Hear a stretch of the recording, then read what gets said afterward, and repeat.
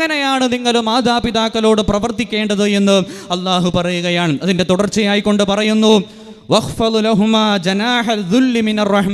റഹ്മത്തിന്റെ ചിറകുകൾ നിങ്ങൾ അവരുടെ മേലെ ഇങ്ങനെ ചൊരിഞ്ഞു വെക്കണം, തുറന്നു വെക്കണമെന്ന് അള്ളാഹു പഠിപ്പിച്ചു തരികയാണ്.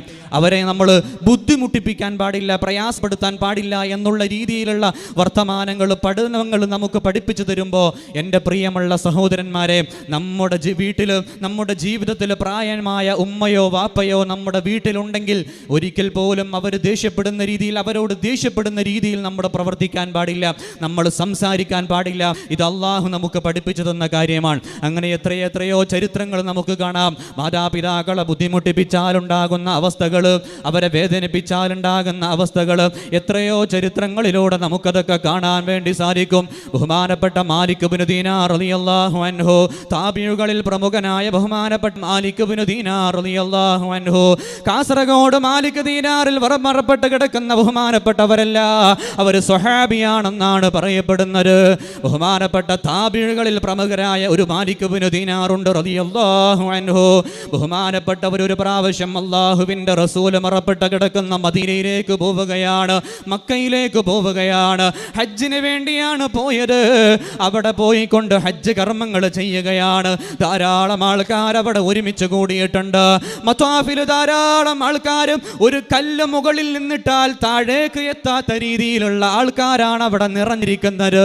ധാരാളം ആൾക്കാരങ്ങനെ ഒരുമിച്ച് കൂടിയിട്ടുണ്ട്. ലക്ഷോപലക്ഷം ആൾക്കാർ അവിടെ ഒരുമിച്ച് കൂടിയിട്ടുണ്ട്. ബഹുമാനപ്പെട്ടവർ അല്ലാഹുവിനോട് അൽഹംദുലില്ലാ പറയുകയാണ്. അല്ലാഹുവിന് വേണ്ടിയിട്ടാണ് ഞാൻ ഹജ്ജ് ചെയ്യുന്നത്, അല്ലാഹുവിന് വേണ്ടിയിട്ടാണ് ഞാൻ ഇവിടെ ഈ കർമ്മങ്ങളൊക്കെ ചെയ്യുന്നത് എന്ന് പറഞ്ഞുകൊണ്ട് ബഹുമാനപ്പെട്ട മാലിക് ഇബ്നു ദീനാർ റളിയല്ലാഹു അൻഹു ബഹുമാനപ്പെട്ട ഹജ്ജ് കർമ്മങ്ങൾ ചെയ്യുമ്പോൾ അല്ലാഹുവിനോട് പറയുകയാണ്, ഞാനിവിടെ ഹജ്ജ് ചെയ്തിട്ടുണ്ട്, ലക്ഷോപലക്ഷം ആൾക്കാരും ഹജ്ജ് ചെയ്തിട്ടുണ്ട്. പക്ഷേ ആരുടെ ഹജ്ജൊക്കെയാണ് സ്വീകരിച്ചത് എന്ന് ഈ പാവം മാലിക് ദീനാറിന് അറിയില്ലല്ലോ റബ്ബേ, എനിക്കതൊന്ന് അറിയിച്ചു തരണമല്ലോ. ആരുടെയൊക്കെയാണ് ഹജ്ജുകൾ സ്വീകരിക്കാത്തതെന്ന് എനിക്ക് പറഞ്ഞു തരണം റബ്ബേ എന്ന് ബഹുമാനപ്പെട്ട മാലിക് ഇബ്നു ദീനാർ റളിയല്ലാഹു അൻഹു അല്ലാഹുവിനോട് പ്രാർത്ഥിക്കുകയാണ്. അങ്ങനെ ആ ദിവസം രാത്രി ബഹുമാനപ്പെട്ടവർ കിടന്നിറങ്ങുന്ന സമയത്ത് ബഹുമാനപ്പെട്ടവരങ്ങനെ കിടന്നിറങ്ങുകയാണ്. ആ സമയത്ത് ഒരു അശരീരി ഇങ്ങനെ കേൾക്കുകയാണ്. മുകളിൽ നിന്നൊരു അശരീരി ഇങ്ങനെ കടന്നു വരികയാണ്. ഓ മാലിക് ഇബ്നു ദീനാറേ, എല്ലാവരുടെയും ഹജ്ജ് സ്വീകരിച്ചിട്ടുണ്ട്. ഇവിടെ മതാഫിൽ ഒരുമിച്ച് കൂടിയതായ ലക്ഷോപലക്ഷം ആൾക്കാരുടെയും ഹജ്ജ് അല്ലാഹു സ്വീകരിച്ചിട്ടുണ്ട്. ഇല്ലാ ലി റജുലിൻ വാഹിദിൻ, ഒരു മനുഷ്യന്റെ ഹജ്ജ് മാത്രം അല്ലാഹു സ്വീകരിച്ചിട്ടില്ല. ഒരു മനുഷ്യന്റെ ഹജ്ജ് മാത്രം അല്ലാഹു സ്വീകരിച്ചിട്ടില്ല എന്ന് ബഹുമാനപ്പെട്ട മാലിക് ഇബ്നു ദീനാർ റളിയല്ലാഹു അൻഹുവിനോട് ഒരു അശരീരി ഇങ്ങനെ വന്നുകൊണ്ട് പറയുകയാണ്. ബഹുമാനപ്പെട്ടവർക്കാകെ ബേജാറായി. കാരണം ലക്ഷോപലക്ഷം ആൾക്കാരാണ് അവിടെ ഒരുമിച്ച് കൂടിയത്. അതിൽപ്പെട്ട ഒരാളുടെ ഹജ്ജ് മാത്രം അല്ലാഹു സ്വീകരിച്ചിട്ടില്ല എന്ന് പറയുമ്പോൾ അത് ഞാനായിരിക്കുമോ, അത് ഈ മാലിക് ഇബ്നു ദീനാർ ആയിരിക്കുമോ എന്നുള്ള പേടിയിൽ ബഹുമാനപ്പെട്ടവർ കരഞ്ഞുകൊണ്ട് അവിടെ ഉറങ്ങുകയാണ്. അങ്ങനെ രണ്ടാമത്തെ ദിവസമായി. രണ്ടാമത്തെ ദിവസവും ഇതേ അശരീരി കേൾക്കുകയാണ്. അവിടെ മതാഫിൽ ഒരുമിച്ച് കൂടിയ എല്ലാവരുടെയും ഹജ്ജ് സ്വീകരിച്ചിട്ടുണ്ട്, പക്ഷേ ഒരാളുടെ ഹജ്ജ് മാത്രം അല്ലാഹു സ്വീകരിച്ചിട്ടില്ല. ആ ഒരാൾ നിങ്ങളല്ല, അതുകൊണ്ട് നിങ്ങൾ ബേജാറാവണ്ട എന്ന് ബഹുമാനപ്പെട്ട മാലിക് ഇബ്നു ദീനാർ റളിയല്ലാഹു അൻഹുവിനോട് പറയുകയാണ്. അങ്ങനെ പറഞ്ഞപ്പോൾ ബഹുമാനപ്പെട്ട മാലിക് ഇബ്നു ദീനാർ റളിയല്ലാഹു അൻഹു തിരിച്ചു ചോദിച്ചു, പിന്നെ ആരുടെ ഹജ്ജാണ് അല്ലാഹു സ്വീകരിക്കാത്തത്? ആരുടെ ഹജ്ജാണ് അല്ലാഹു സ്വീകരിക്കാത്തതെന്ന് ബഹുമാനപ്പെട്ട മാലിക് ഇബ്നു ദീനാർ റളിയല്ലാഹു അൻഹു തിരിച്ചു ചോദിക്കുമ്പോൾ ആ അശരീരി ഇങ്ങനെ പറഞ്ഞു കൊടുക്കുകയാണ്, അത് ഖുറാസാനിൽ നിന്നും വന്ന ഒരു ഹാജിയുടെ ഹജ്ജാണ്. ഖുറാസാനിൽ വന്ന ഒരു മനുഷ്യന്റെ ഹജ്ജാണ് അല്ലാഹു സ്വീകരിക്കാത്തത്. ഖുറാസാനിൽ നിന്ന് ധാരാളം ആൾക്കാർ വന്നിട്ടുണ്ട്. അവിടെ നിന്ന് വന്ന ആരുടെ ഹജ്ജാണ് അല്ലാഹു സ്വീകരിക്കാത്തതെന്ന് തിരിച്ചു ചോദിക്കുമ്പോൾ ബഹുമാനപ്പെട്ട മാലിക് ഇബ്നു ദീനാർ റളിയല്ലാഹു അൻഹുവിനോട് പറയുകയാണ്, അത് മുഹമ്മദ് ഇബ്നു ഹാറൂനുൽ ബൽഖി, അഡ്രസ് സഹിതം അല്ലാഹു പഠിപ്പിച്ചു കൊടുക്കുകയാണ്. മുഹമ്മദ് ഇബ്നു ഹാറൂനുൽ ബൽഖി എന്ന് പറയപ്പെടുന്ന മനുഷ്യന്റെ ഹജ്ജാണ് അല്ലാഹു സ്വീകരിക്കാത്തത്. അങ്ങനെ ബഹുമാനപ്പെട്ട മാലിക് ബിൻ ദീനാർ റളിയല്ലാഹു അൻഹു ഈ മനുഷ്യൻ അന്വേഷിച്ചുകൊണ്ട് ഇങ്ങനെ കടന്നു പോവുകയാണ്. ഖുറാസാനിൽ നിന്ന് വന്ന ഹാജിമാരുടെ അടുത്തേക്ക് ഇങ്ങനെ പോയി അവരോട് ചോദിച്ചു, മുഹമ്മദ് ഇബ്നു ഹാറൂനുൽ ബൽഖി എന്ന മനുഷ്യനെ നിങ്ങൾക്കറിയുമോ? അവർ പറഞ്ഞു, അദ്ദേഹം വലിയൊരു മഹാനാണ്, ധാരാളം വർഷങ്ങളായിട്ട് തുടർച്ചയായിട്ട് ഹജ്ജുകൾ ചെയ്യുന്ന മഹാനാണ്, തഹജ്ജുദ് നിസ്കാരങ്ങൾ പതിവാക്കിയ മനുഷ്യനാണ്, നിസ്കാരങ്ങളിൽ ഒരു അണുവിട പോലും തെറ്റാത്ത മനുഷ്യനാണ്, ധാരാളമായിട്ട് സൽക്കർമ്മങ്ങൾ ചെയ്യുന്ന മനുഷ്യനാണ് എന്ന് ബഹുമാനപ്പെട്ട മാലിക് ഇബ്നു ദീനാർ റളിയല്ലാഹു അൻഹുവിനോട് ആ ഖുറാസാനിൽ നിന്ന് വന്ന ഹാജിമാരിങ്ങനെ പറഞ്ഞു കൊടുക്കുകയാണ്. ആ സമയത്ത് ബഹുമാനപ്പെട്ടവർക്ക് ആകെ അത്ഭുതമായി.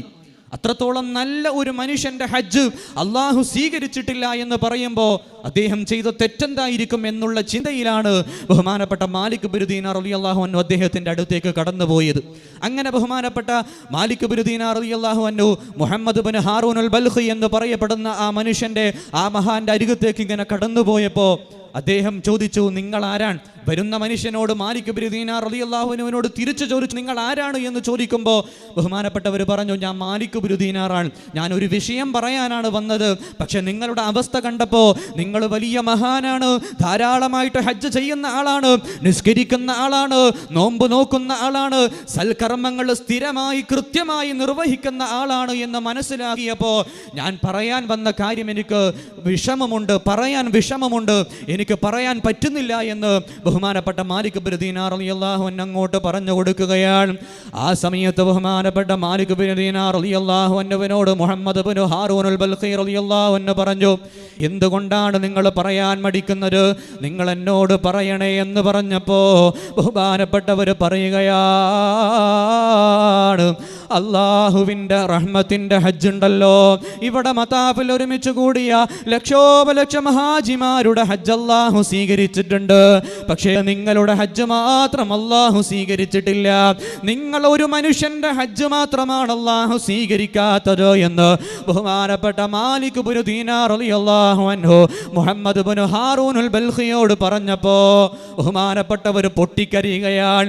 കരഞ്ഞുകൊണ്ട് അല്ലാഹുവിനോട് ഇങ്ങനെ ദുആ ചെയ്യുകയാണ്. എന്നിട്ട് ബഹുമാനപ്പെട്ട മാലിക് ഇബ്നു ദീനാർ റളിയല്ലാഹു അൻഹുവിനോട് പറഞ്ഞു, എൻ്റെ അവസ്ഥ എന്താണെന്നറിയുമോ?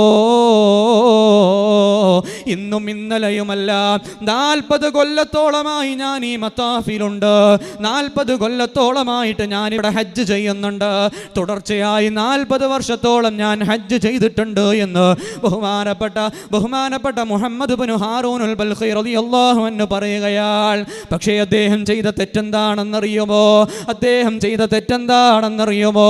റമളാൻ മാസത്തിന്റെ അവസാനത്തെ രാവുണ്ടല്ലോ, പെരുന്നാളിനെ പ്രതീക്ഷിച്ചു കൊണ്ടിരിക്കുന്ന അവസാനത്തെ 29ാമത്തെ രാവുണ്ടല്ലോ, ആ രാത്രിയിൽ ബഹുമാനപ്പെട്ട മുഹമ്മദ് ഇബ്നു ഹാറൂനുൽ ബൽഖി എന്ന് പേര് പറയപ്പെടുന്ന ആ മനുഷ്യൻ ഒരു കള്ള് കുടിച്ചുകൊണ്ട് കടന്നു വരികയാണ്. കള്ളുകുടിയനായ മനുഷ്യനായിരുന്നു.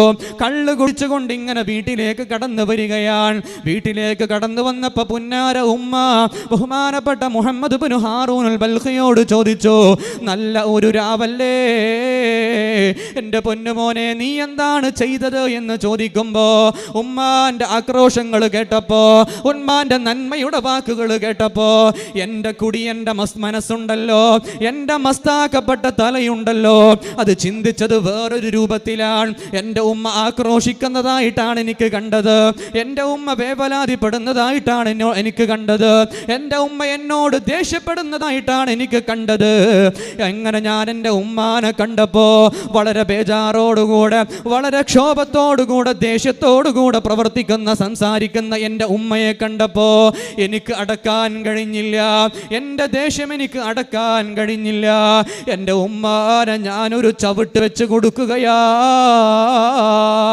എൻ്റെ ഉമ്മാന്റെ ദേഹത്തേക്ക് ഞാനൊരു ചവിട്ടുകയാണ്. ഞാൻ എൻ്റെ ഉമ്മാനെ ചവിട്ടിയപ്പോ ഉമ്മ ഇങ്ങനെ തെറിച്ചു പോകുന്നത് ഞാൻ കാണുന്നുണ്ട്.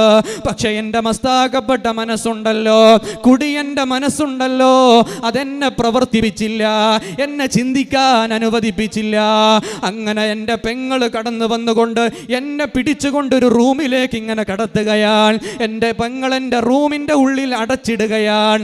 അങ്ങനെ പിറ്റേ ദിവസമായപ്പോ എൻ്റെ കുടിയങ്ങ് കഴിഞ്ഞപ്പോ, എൻ്റെ മസ്തങ്ങ് ഇറങ്ങിയപ്പോ എൻ്റെ പെങ്ങളെ ഞാൻ വിളിച്ചു. പക്ഷേ എൻ്റെ പെങ്ങൾ എൻ്റെ വിളി കേൾക്കുന്നില്ല. എന്നെ സ്നേഹിച്ച എൻ്റെ പെങ്ങളാണ്, എന്നെ വല്ലാതെ ഇഷ്ടപ്പെട്ടിരുന്ന എൻ്റെ പെങ്ങളാണ്. പക്ഷേ എൻ്റെ പെങ്ങൾ എൻ്റെ വിളി കേൾക്കുന്നില്ല, എന്നെ മനസ്സിലാക്കുന്നില്ല, എൻ്റെ റൂമിൻ്റെ വാതിൽ തുറക്കുന്നില്ല. അങ്ങനെ ഞാൻ വല്ലാതെ വിഷമത്തോടെ ഇരിക്കുമ്പോൾ എൻ്റെ പെങ്ങൾ ഇങ്ങനെ കടന്നു വരികയാണ്, ദേഷ്യത്തോടെ കടന്നു വരികയാണ്, ക്ഷോഭത്തോടെ കടന്നു വരികയാണ്. ജീവിതത്തിൽ ഒരിക്കൽ പോലും എന്നോട് ദേഷ്യപ്പെട്ടിട്ടില്ലാത്ത എൻ്റെ പെങ്ങള് എൻ്റെ അടുത്തേക്ക് കടന്നു വരികയാണ്. എന്നിട്ട് എന്നോട് ചോദിച്ചു, നിങ്ങൾ എന്താണ് ഇന്നലെ കാണിച്ചു കൂട്ടിയത്, നിങ്ങൾ എന്ത് കാര്യമാണ് ഇന്നലെ ചെയ്തത് എന്ന് എൻ്റെ പെങ്ങൾ എന്നോട് ചോദിക്കുമ്പോൾ ഞാൻ അപ്പോഴാണ് ചിന്തിക്കുന്നത്, ആ സമയത്താണ് എൻ്റെ മനസ്സിലേക്ക് ചിന്തകൾ കടന്നു വരുന്നത്. ഞാൻ എൻ്റെ ഉമ്മാനെ ചവിട്ടിയിട്ടുണ്ടല്ലോ, ഞാൻ എൻ്റെ പൊന്നുമ്മാനെ ചവിട്ടിയിട്ടുണ്ടല്ലോ എന്ന് ഞാനങ്ങ് ചിന്തിച്ചു പോകുന്നു. എന്നിട്ട് ഞാൻ എൻ്റെ പെങ്ങളോട് പറഞ്ഞു, എൻ്റെ ഉമ്മാനെ എനിക്കൊന്ന് കാണിച്ചു തരുമോ, എൻ്റെ ഉമ്മാനെ എനിക്കൊന്ന് കാണിച്ചു തരുമോ എന്ന് ഞാൻ എൻ്റെ പെങ്ങളോട് പറഞ്ഞപ്പോ ദേഷ്യപ്പെട്ടുകൊണ്ട് എൻ്റെ പെണ്ണുങ്ങൾ എന്നോട് പറഞ്ഞത് എന്താണെന്നറിയുമോ, നിങ്ങൾ കാണണോ, നിങ്ങൾക്ക് ഉമ്മാനെ കാണണോ എന്ന് പറഞ്ഞുകൊണ്ട് എൻ്റെ പെങ്ങളാ റൂമിൻ്റെ വാതിലങ്ങ് തുറന്നപ്പോ സുബ്ഹാനല്ലാഹ്, എൻ്റെ ഉമ്മാനെ ഞാൻ കണ്ടത് എങ്ങനെയാണെന്നറിയുമോ, ചാരമായിട്ട് എൻ്റെ ഉമ്മ ഇങ്ങനെ കിടക്കുകയാണ്, കത്തിക്കരിഞ്ഞ വെണ്ണൂറായിട്ട് എൻ്റെ ഉമ്മ ഇങ്ങനെ കിടക്കുകയാണ്. വല്ലാത്ത അവസ്ഥയിൽ ഞാൻ അങ്ങനെ കണ്ടപ്പോ എൻ്റെ പെങ്ങൾ എന്നോട് പറയുകയാണ്, നിങ്ങൾ ഇന്നലെ നിങ്ങളെ ഉമ്മാനെ ചവിട്ടിയിട്ടില്ലേ, ആ ഉമ്മ എവിടെയാണെന്നറിയുമോ വീണത്, അടുപ്പിലേക്കാണ് നമ്മുടെ പുന്നാര ഉമ്മ കടന്നു വീണത്. ആ സമയം തന്നെ ഉമ്മ വെന്തു മരിക്കുകയും ചെയ്തു, ചാരമായി പോവുകയും ചെയ്തു. അന്ന് മുതൽ ഇന്ന് വരെ 40 വർഷത്തോളമായിട്ട് ഞാൻ അമലുകൾ ചെയ്യുന്നുണ്ട്, ഞാൻ നിസ്കരിക്കുന്നുണ്ട്, നോമ്പ് നോക്കുന്നുണ്ട്, സ്വതക്കകൾ കൊടുക്കുന്നുണ്ട്, സക്കാത്തുകൾ കൊടുക്കുന്നുണ്ട്, മറ്റു കർമ്മങ്ങളൊക്കെ ഞാൻ ചെയ്യുന്നുണ്ട്. പക്ഷേ എനിക്ക് അല്ലാഹു പുറത്തു തരുന്നില്ല. അള്ളാന്റെ മഗ്ഫിറത്തിന്റെ വാതിൽ എൻ്റെ മുമ്പിൽ ഇങ്ങനെ കൊട്ടി അടക്കപ്പെട്ടിരിക്കുകയാണ്. അള്ളാഹു എന്നോട് ദേഷ്യപ്പെട്ടിരിക്കുകയാണ്, അള്ളാഹു എന്നോട് ക്ഷോഭിച്ചിരിക്കുകയാണ്. ഞാൻ ചെയ്ത തെറ്റെന്താ, ഞാൻ എൻ്റെ ഉമ്മാനെ വിഷമിപ്പിച്ചില്ലേ, ഞാൻ എൻ്റെ ഉമ്മാനെ കരയിപ്പിച്ചില്ലേ, ഞാൻ എൻ്റെ പുന്നാര ഉമ്മാനെ കൊന്നുകളഞ്ഞില്ലേ എന്ന് മുഹമ്മദ് ഇബ്നു ഹാറൂനുൽ ബൽഖി എന്ന മനുഷ്യൻ പറഞ്ഞുകൊണ്ട് പൊട്ടിക്കരയുകയാണ്. കഅബത്തിന്റെ കില്ല പിടിച്ചുകൊണ്ട് ഇങ്ങനെ പൊട്ടിക്കരഞ്ഞുകൊണ്ട് അല്ലാഹുവിനോട് ദുആ ചെയ്യുകയാണ്, അല്ലാഹ് എനിക്ക് പുറത്തു തരണേ റബ്ബേ. ഉമ്മാനെ ബുദ്ധിമുട്ടിപ്പിച്ചത് കാരണമാണ് 40 വർഷത്തോളം അല്ലാഹു ശോഭിച്ചത്. നമ്മളൊക്കെ ശ്രദ്ധിക്കേണ്ട കാര്യമാണ് എൻ്റെ സഹോദരന്മാരെ. നമ്മുടെ വീട്ടിലൊക്കെ ഉമ്മയുണ്ട്, ഉപ്പമാരുണ്ട്, വല്ലാത്ത രീതിയിലൊക്കെ വിഷമത്തോടുകൂടെ ജീവിക്കുന്ന ധാരാളം ഉമ്മമാർ നമ്മുടെ കൂട്ടത്തിലുണ്ട്. അവരെയൊക്കെ ബുദ്ധിമുട്ടിപ്പിച്ചാലുണ്ടാകുന്ന, പ്രയാസപ്പെടുത്തിയാലുണ്ടാകുന്ന അവസ്ഥകളാണ് ഈ ചരിത്രങ്ങളിലൂടെ നമുക്കൊക്കെ കാണാൻ വേണ്ടി, മനസ്സിലാക്കാൻ വേണ്ടി സാധിക്കുന്നത്. അങ്ങനെ ബഹുമാനപ്പെട്ട മാലിക് ഇബ്നു ദീനാർ റളിയല്ലാഹു അൻഹു അള്ളാഹുവിനോട് ഇദ്ദേഹത്തിനു പുറത്തു കൊടുക്കാൻ വേണ്ടി റെക്കമെൻഡ് ചെയ്തപ്പോൾ, അള്ളാഹുവിനോട് ഷഫാഅത്ത് ചെയ്തപ്പോൾ, ആ സമയത്താണ് അള്ളാഹു ഈ മനുഷ്യന്, മുഹമ്മദ് ഇബ്നു ഹാറൂനുൽ ബൽഖി എന്ന് പറയപ്പെടുന്ന മനുഷ്യന് അള്ളാഹു പുറത്തു കൊടുത്തത് എന്ന് ചരിത്രങ്ങളിലൂടെ നമുക്ക് മനസ്സിലാക്കാൻ വേണ്ടി സാധിക്കും.